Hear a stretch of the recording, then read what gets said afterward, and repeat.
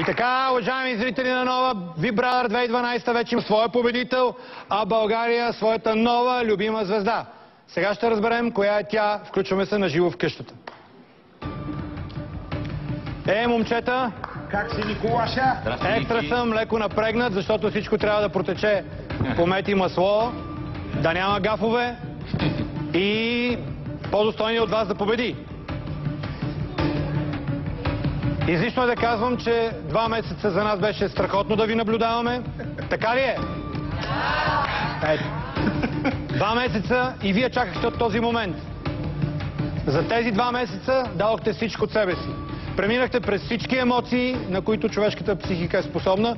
Показахте, че може да се веселите, може да пиете, може да плачете искрено, да се подкрепяте и да правите и да отстоявате вашите трудни избори. Достигнахте до финала и само вие двамата оцеляхте до самия край. Вие сте наистина на края. Първо искам официално да ви поздравя за това постижение. С това показахте на зрителите, че вие сте мъже, че вие сте големи хора и че може да се борите за любовта на цяла България.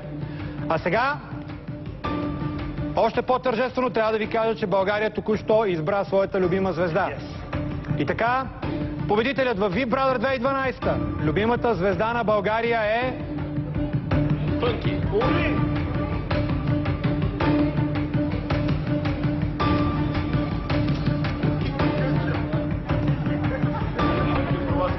Важно, че къв си загуби.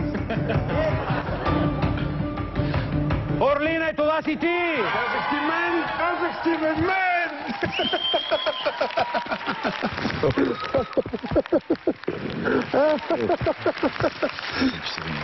Да, приятелю. Говори Big Brother. Фънки, ти завърши на втора позиция в Big Brother 2012. Ти беше забележителен участник в това неповторимо шоу. Имаш 1 минута да напуснеш VIP къщата на Big Brother. Завинаги. 1 минута, значи имам време да пия едно.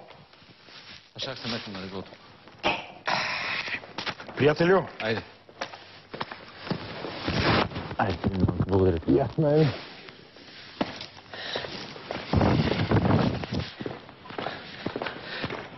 Ручиче бълбук. Както се пее в песента. Коплер, скиеме. Не мога да повярвам, че се случва всичко това. Това е момент. Аз трябваше отдавна да се махна от тук, ребята. Аре, мен, чао. See you later. Живи, здраве, пич. Айде.